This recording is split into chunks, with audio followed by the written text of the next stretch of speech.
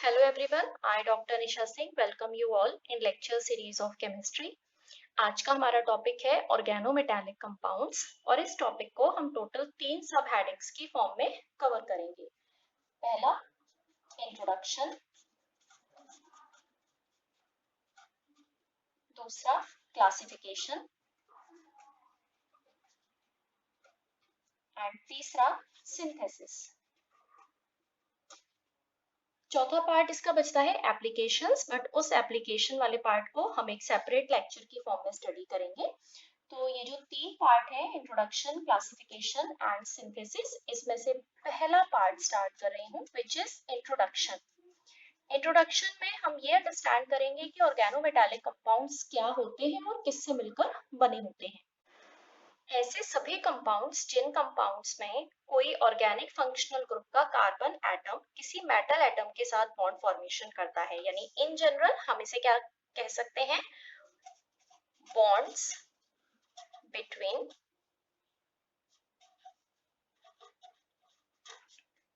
Carbon and metal atom.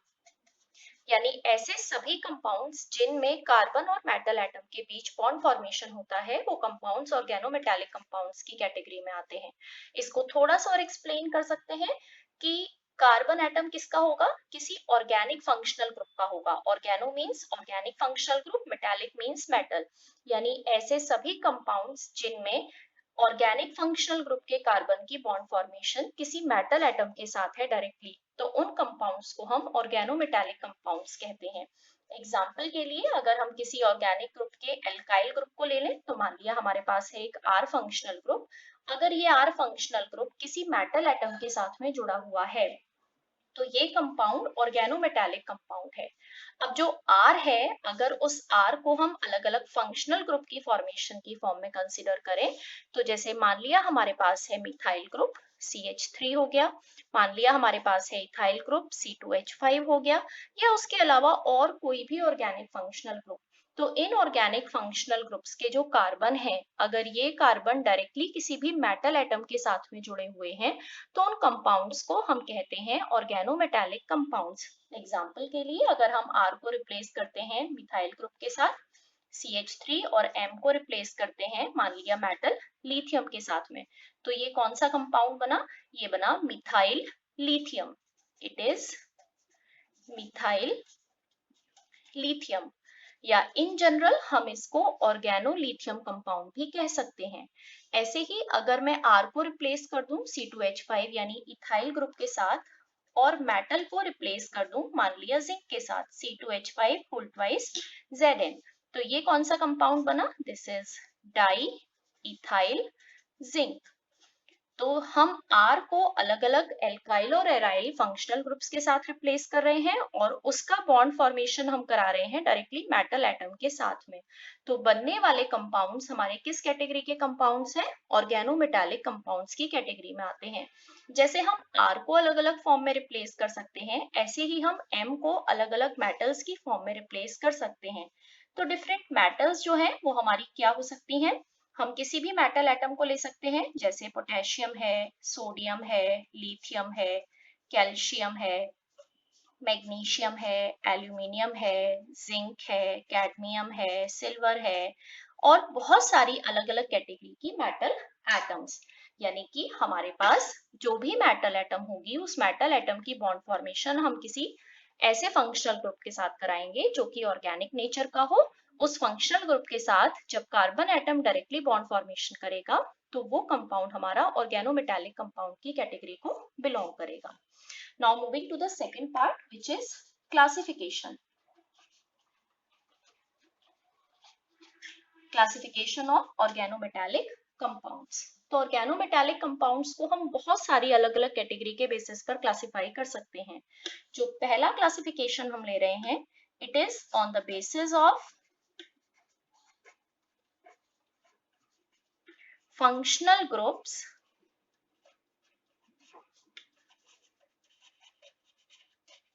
attached to the metal atom। यानी metal atom के साथ attach होने वाले different category of functional groups के बेसिस पर हम ऑर्गेनोमेटालिक कंपाउंड्स को क्लासिफाई करेंगे। तो दो तरीके के ऑर्गेनोमेटालिक कंपाउंड्स होंगे, ऑर्गेनोमेटालिक्स या ऑर्गेनोमेटालिक कंपाउंड्स, हम कुछ भी लिख सकते हैं इसको। इन ऑर्गेनोमेटालिक कंपाउंड्स को हम दो डिफरेंट कैटेगरी में डिवाइड करेंगे। इसमें से पहले होंगे हमारे पास सिंपल ऑर्गेनोमेटालिक्स और दूसरे होंगे हमारे पास मिक्स्ड ऑर्गेनोमेटालिक्स। अब इस सिंपल और मिक्स्ड ऑर्गेनोमेटालिक्स में क्या डिफरेंस होगा?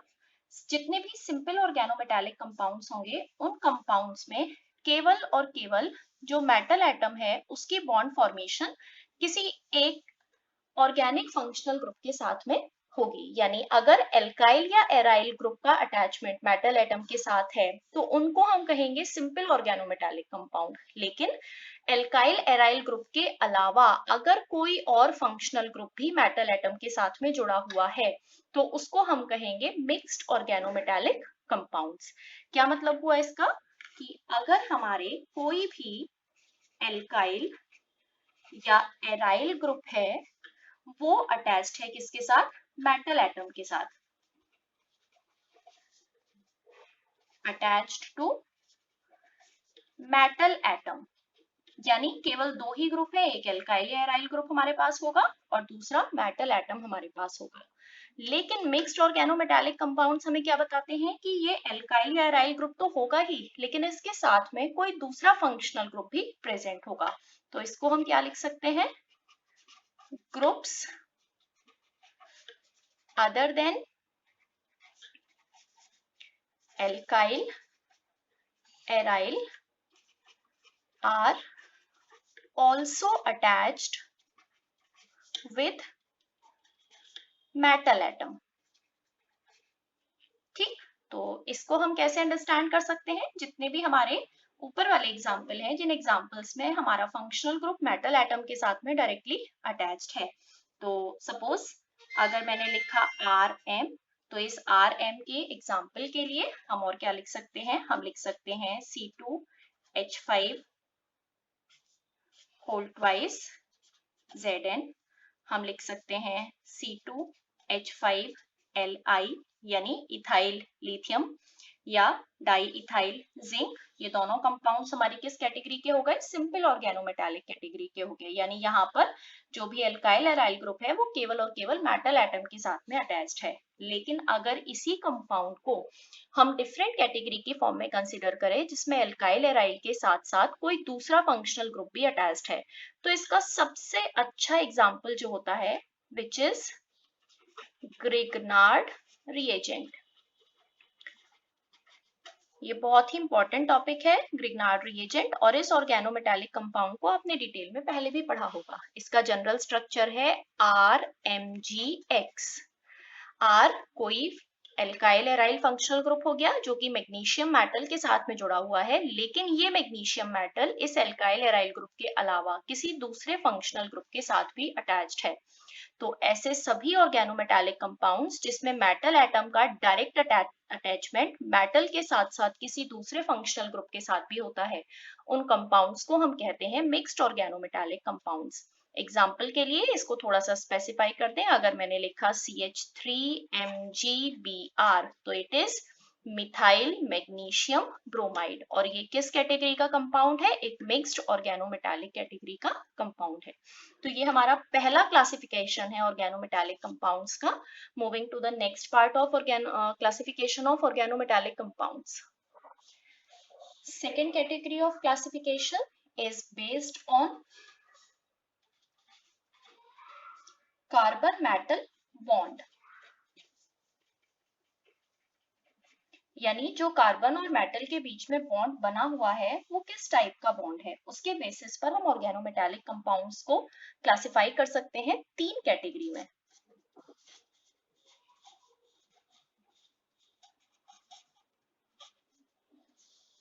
organometallics, or we can say organometallic compounds, these can be divided into three parts on the basis of carbon metal bond. First is ionic organometallics.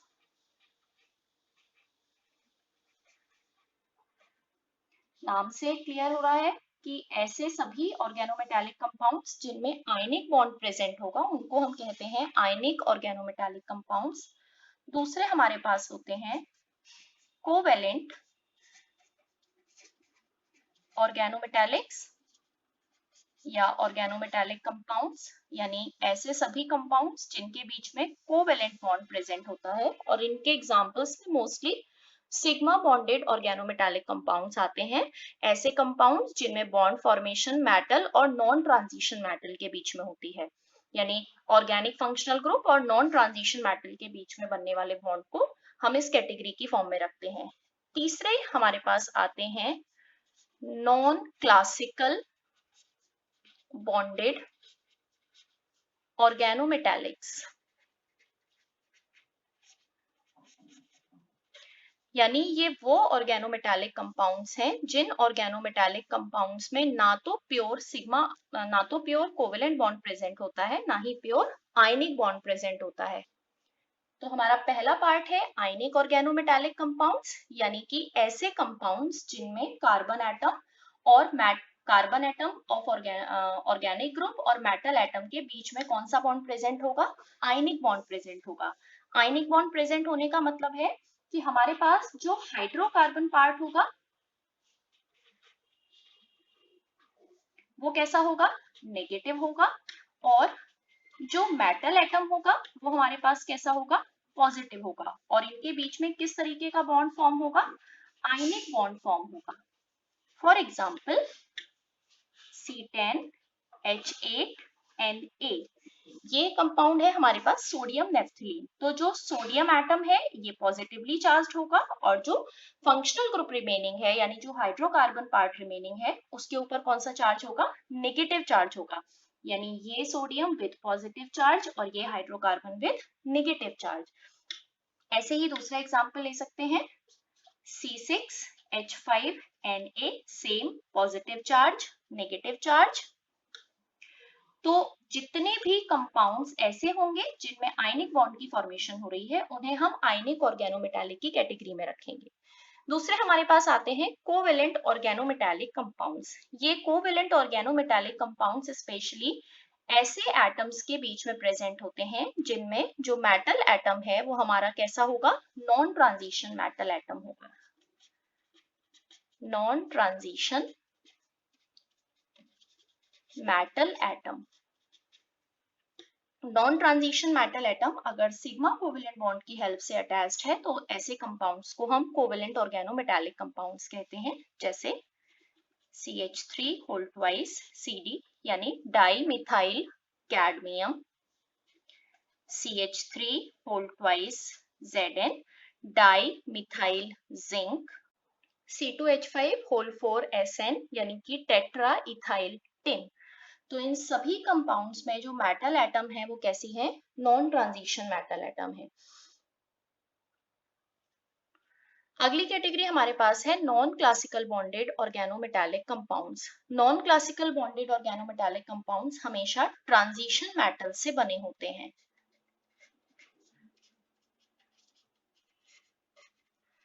यानी कि ये transition metals कौन सी होंगी? जिनमें D sub shell partially filled होता है, partially filled D sub shell. यानी अगर ऐसी मेटल एटम्स बॉन्ड फॉर्मेशन करेंगी तो उसको हम नॉन क्लासिकल बॉन्डेड ऑर्गेनोमेटालिक्स या पाई बॉन्डेड ऑर्गेनोमेटालिक्स कंपाउंड कहते हैं। ये जो ऑर्गेनोमेटालिक कंपाउंड्स होते हैं इनमें बनने वाला बॉन्ड ना तो प्योर आयनिक होता है ना ही प्योर कोवेलेंट होता है। फॉर एग्जाम्पल फेरोसीन, जो फेरोसीन है इसके स्ट्रक्चर को इन जनरल हम रिप्रेजेंट कर सकते हैं। दो रिंग हमारे पास हैं 5 मेंबर्ड, और ये मेटल एटम ये मेटल एटम इन दोनों रिंग्स के साथ में अटैच्ड होता है। ये जो स्ट्रक्चर होता है, इस स्ट्रक्चर में इस मेटल एटम का अटैचमेंट हर एक कार्बन एटम के साथ में होता है और उस अटैचमेंट में ना तो प्योर आयनिक बॉन्ड प्रेजेंट होता है, ना ही प्योर कोवेलेंट बॉन्ड प्रेजेंट होता है।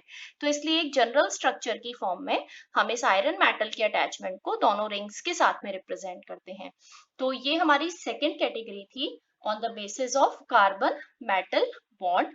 जो पहली कैटेगरी थी वो हमने पढ़ी सिंपल और मिक्स्ड ऑर्गेनोमेटालिक कंपाउंड्स की फॉर्म में। अब हमारे पास इसका नेक्स्ट पार्ट आता है which is synthesis of organometallic compounds. General methods of synthesis of organometallics और ऑर्गेनोमेटालिक कंपाउंड्स। तो ये जो ऑर्गेनोमेटालिक कंपाउंड्स हैं, इसमें हम कुछ एग्जांपल्स के लिए कंपाउंड्स ले रहे हैं और उनकी जनरल सिंथेसिस को अंडरस्टैंड करेंगे। तो पहला एग्जांपल हमारे पास है ऑर्गेनो मैग्नीशियम कंपाउंड्स। इन ऑर्गेनो मैग्नीशियम कंपाउंड्स को ही हम ग्रिग्नार्ड रिएजेंट कहते हैं।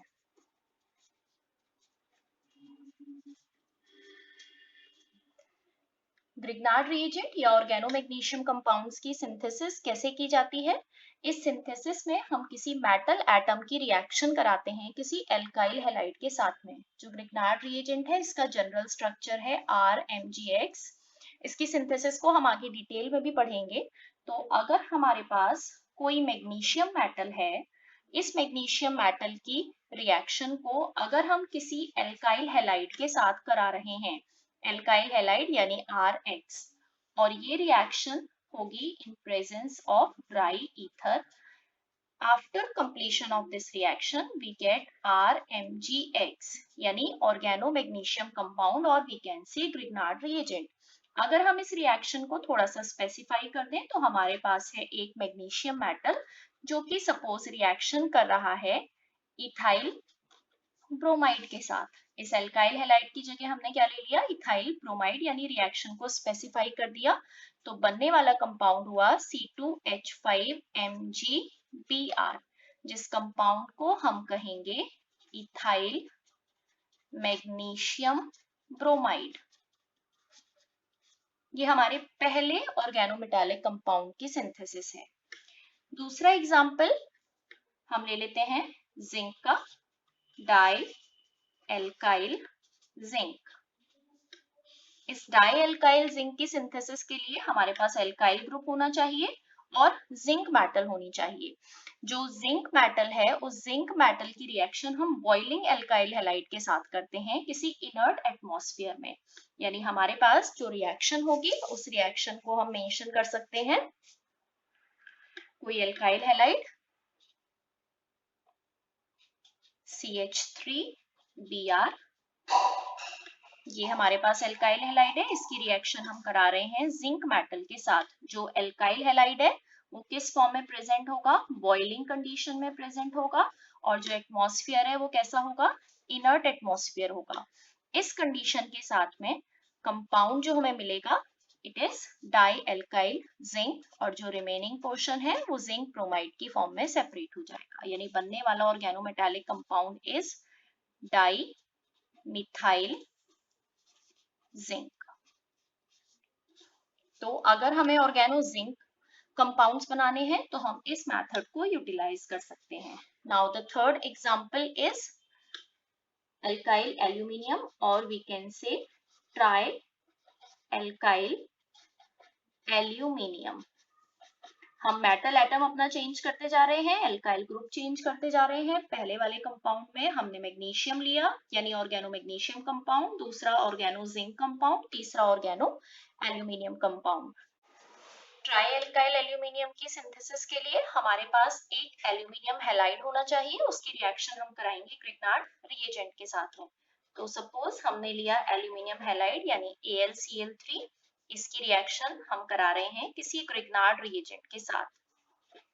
तो मैंने ग्रिग्नार्ड रिएजेंट लिया मिथाइल मैग्नीशियम ब्रोमाइड, इसके साथ जब रिएक्शन होगी तो जो मिथाइल ग्रुप है, ये मिथाइल ग्रुप एल्यूमिनियम के साथ में बॉन्ड फॉर्मेशन करेगा, और जो इसका हैलाइड है ये इस बचे हुए MgBr के साथ बॉन्ड फॉर्मेशन करेगा। यानी हमारे पास बनने वाला कंपाउंड है CH3 whole thrice Al plus 3 MgBrCl, यानी मैग्नीशियम ब्रोमाइड क्लोराइड, और बनने वाला जो कंपाउंड है it is tri methyl aluminium. तो 3 एग्जाम्पल अभी तक लिखे हैं। पहले एग्जाम्पल में हमारे पास ऑर्गेनो मैग्नीशियम कंपाउंड है, दूसरे एग्जाम्पल में ऑर्गेनो जिंक है, तीसरे एग्जाम्पल में ऑर्गेनो एल्यूमिनियम कंपाउंड है। एक तो एग्जाम्पल और देख लेते हैं।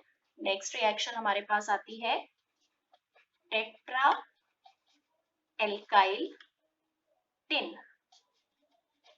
यानी इस बार हमारी जो मेटल एटम है वो कौन सी है, टिन है, और कोई भी एल्काइल ग्रुप के साथ में रिएक्शन हम इसकी फॉर्मेशन करा रहे हैं। यानी हमारे पास एक सिंपल कैटेगरी का ऑर्गेनोमेटालिक कंपाउंड है, मान लिया मैंने लिया C4H9Li, ये ऑर्गेनिक फंक्शनल ग्रुप और ये मेटल एटम यानी ऑर्गेनोमेटालिक कंपाउंड। इस ऑर्गेनोमेटालिक कंपाउंड की रिएक्शन हम कराएंगे अपने मेटल हैलाइड के साथ। जब मेटल हैलाइड के साथ रिएक्शन होगी तो फिर से सेम प्रोसेस कि C4H9 कहाँ पहुंच जाएगा, इस मेटल एटम Sn के साथ बॉन्ड फॉर्मेशन करेगा और ये Li इस Cl के साथ बॉन्ड फॉर्मेशन करेगा। यानी हम इसको मेंशन करेंगे C4H9 whole 4 Sn plus 4 LiCl। इस बनने वाले कंपाउंड का नाम it is tetra butyl tin. तो आप देख रहे हैं कि जितने भी एग्जाम्पल्स हम यहाँ पर लेकर चल रहे हैं, हम हर बार एल्काइल एराइल ग्रुप चेंज कर रहे हैं। यहाँ पर हमने इथाइल ग्रुप ले लिया था, यहाँ मिथाइल है, यहाँ मिथाइल है, यहाँ ब्यूटाइल है, और उससे बनने वाला जो रेस्पेक्टिव कंपाउंड है वो उसका रेस्पेक्टिव ऑर्गेनोमेटालिक कंपाउंड है जिस मेटल एटम के साथ में बॉन्ड फॉर्मेशन हुई है। एक नॉन क्लासिकल बॉन्डेड का एग्जाम्पल ले लेते हैं, हाइड्रोकार्बन मेटल कॉम्प्लेक्स का।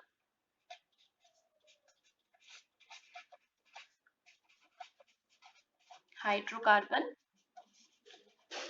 मेटल कॉम्प्लेक्सेस, ये हमारे नॉन क्लासिकल बॉन्डेड का एग्जांपल हो जाएगा। इसमें हम जो मेटल एटम है उसकी वेपर की रिएक्शन कराते हैं सीधे हाइड्रोकार्बन के साथ में। तो सपोज करो हमारे पास C6H6 किसका फॉर्मूला है, बेंजीन का। अगर इसकी रिएक्शन हम करा रहे हैं क्रोमियम मेटल के साथ में, और जो क्रोमियम मेटल है वो किस फिजिकल स्टेट में प्रेजेंट होगी, वेपर यानी कि गैसियस स्टेट में प्रेजेंट होगी। तो बनने वाला जो कंपाउंड है it is CrC6H6 whole twice, और we can say dibenzene chromium. तो यहाँ तक के पार्ट में हमने 3 चीजें कवर की हैं। इसमें से पहला पोर्शन हमारे पास था इंट्रोडक्शन, जिसमें हमने समझा कि किस तरीके से ऑर्गेनोमेटालिक कंपाउंड्स की फॉर्मेशन होती है, मेटल एटम का अटैचमेंट किसी ऑर्गेनिक ग्रुप के साथ में। क्लासिफिकेशन हमने 2 कैटेगरी में क्लासिफाई किया, पहला on the basis of functional group, simple organometallic, mixed organometallic. दूसरा क्लासिफिकेशन हमने किया on the basis of carbon metal bond, ionic, covalent और non classical bonded organometallic compounds, जिसके हमने अलग अलग एग्जांपल्स देखे, और उसके बाद हमने देखे कुछ जनरल मेथड्स ऑफ सिंथेसिस, जिसमें ऑर्गेनो मैग्नीशियम कंपाउंड है, ऑर्गेनो जिंक कंपाउंड है, एल्यूमिनियम है, टिन है और डिफरेंट मेटल कॉम्प्लेक्सेस हैं। आई होप आपको ये समझ में आया होगा। अगर किसी का कोई डाउट है या क्वेरी है तो यू कैन आस्क। जो इससे अगला पार्ट होगा उस अगले पार्ट में हम ग्रिग्नार्ड रिएजेंट को स्टडी करेंगे, और रिमेनिंग पोर्शन में जो एप्लीकेशंस ऑफ ऑर्गेनोमेटालिक कंपाउंड्स है उसको। Thank you so much.